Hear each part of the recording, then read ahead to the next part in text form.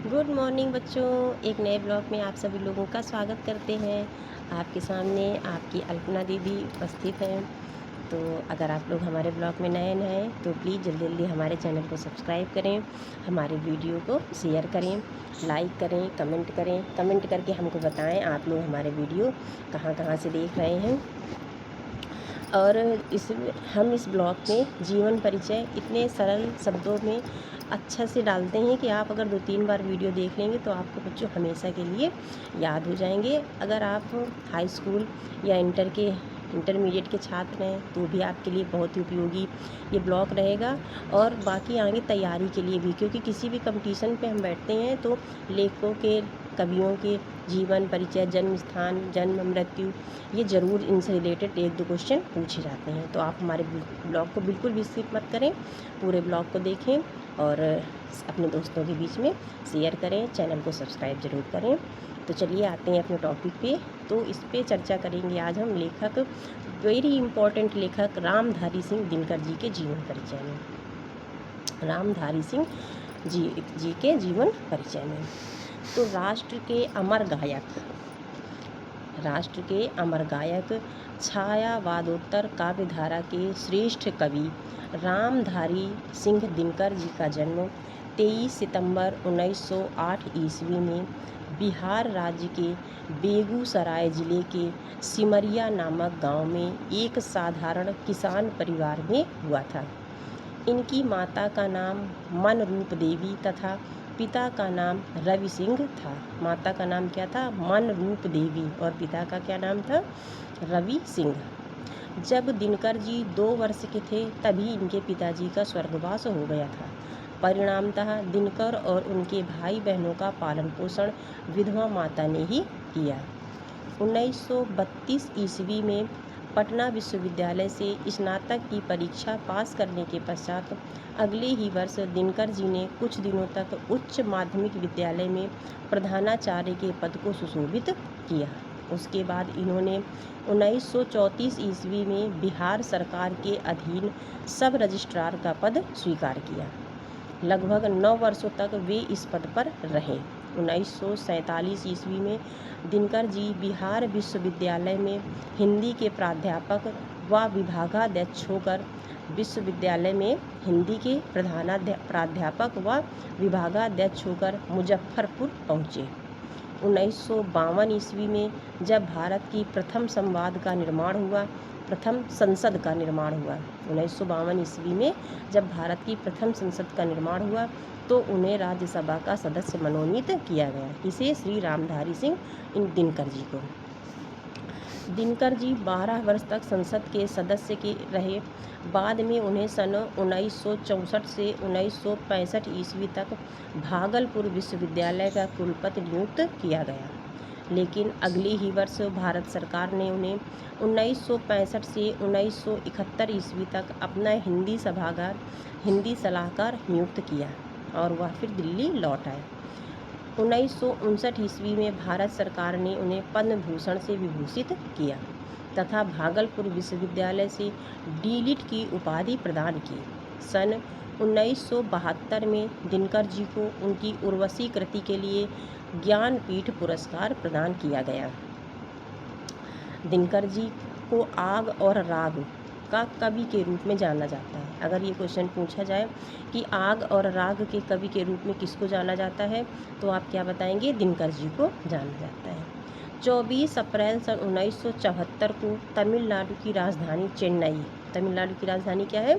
चेन्नई में कविता का यह दिनकर हिंदी साहित्य को अपनी किरणों से प्रकाशित कर सदा के लिए अमर हो गया, यानी कि इनका मृत्यु हो गई, देहावसान हो गया। कब? 24 अप्रैल 1974 को तमिलनाडु की राजधानी चेन्नई में।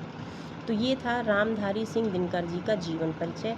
अब आते हैं इनके साहित्यिक परिचय पर। दिनकर जी देश विदेश में कवि के रूप में प्रसिद्ध हैं। ये देश विदेशों में भी इनकी ख्याति फैली हुई है।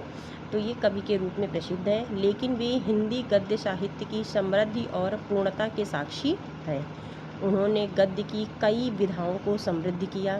सन 1956 में संस्कृत के 4 अध्याय नामक पुस्तक प्रकाशित हुई, जो उनके उत्कृष्ट गद्यकार होने का परिचय देती है। ये कवि भी थे और लेखक भी थे। यह भारतीय संस्कृत के मूल उपादानों का ऐतिहासिक विकास प्रस्तुत करने वाली पुस्तक, रामधारी सिंह दिनकर जी जो है ना, कवि भी थे और लेखक भी थे। पुस्तक है। इसके अतिरिक्त दिनकर जी के कई निबंध संग्रह प्रकाशित हुए हैं। निबंध भी इन्होंने बहुत सारे लिखे, अभी बताएंगे आगे रचनाएं, जिनमें उनके श्रेष्ठ निबंधकार होने का प्रमाण मिलता है। मिट्टी की ओर इनका प्रथम निबंध है, जिसमें इनके आलोचनात्मक निबंध संग्रहित हैं। इनके गद्य में सर्वत्र विषयों की विविधता और शैली की प्रांजलता के दर्शन होते हैं। इन्होंने तद्भव और देशज शब्दों तथा लोकोक्तियों व मुहावरों का सहज एवं स्वाभाविक प्रयोग किया है।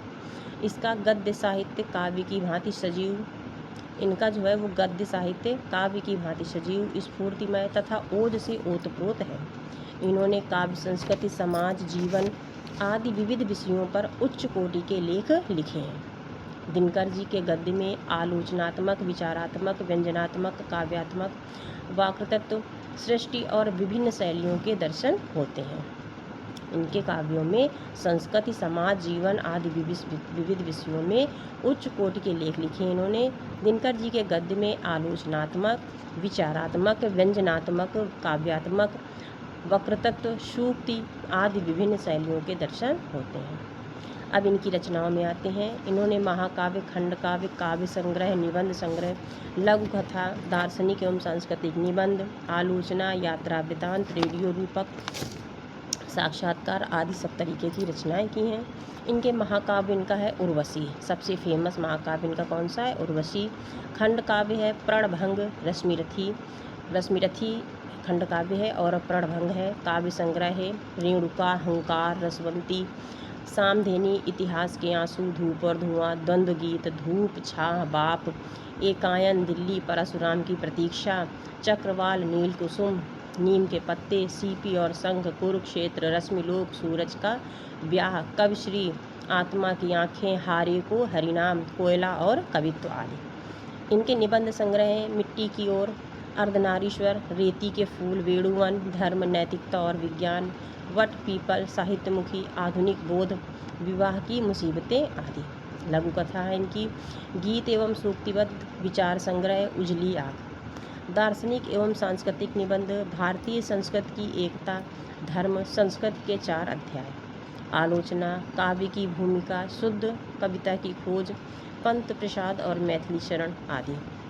यात्रा वृतांत इन्होंने लिखे हैं, देश विदेश, मेरी यात्राएं, रेडियो रूपक, हे राम की रचना रेडियो रूपक इसने की है मैथिली रामधारी सिंह दिनकर जी ने। साक्षात्कार, शेष निशेष, इसमें दिनकर से लिए 11 साक्षात्कार प्रकाशित हैं। इनसे जो इंटरव्यू होते हैं साक्षात्कार, तो शेष निशेष नामक एक साक्षात्कार है, इसमें दिनकर जी से लिए गए 11 साक्षात्कार प्रकाशित है। हिंदी साहित्य में स्थान, शोषण के विरोधी, मानवता के सच्चे पोषक, समाज, संस्कृति और धर्म में व्याप्त रूढ़ियों के विनाशक एवं जनमानस में यथार्थ राष्ट्रीयता का भाव पिरोने वाले दिनकर जी का हिंदी साहित्य में मूर्धन्य स्थान है। तो ये रहा बच्चों रामधारी सिंह दिनकर जी का जीवन परिचय, साहित्यिक परिचय, उनकी प्रमुख रचनाएं, उनकी भाषा शैली और साहित्य में उनका स्थान। ये कवि होने के साथ साथ में गद्य लेखक भी थे।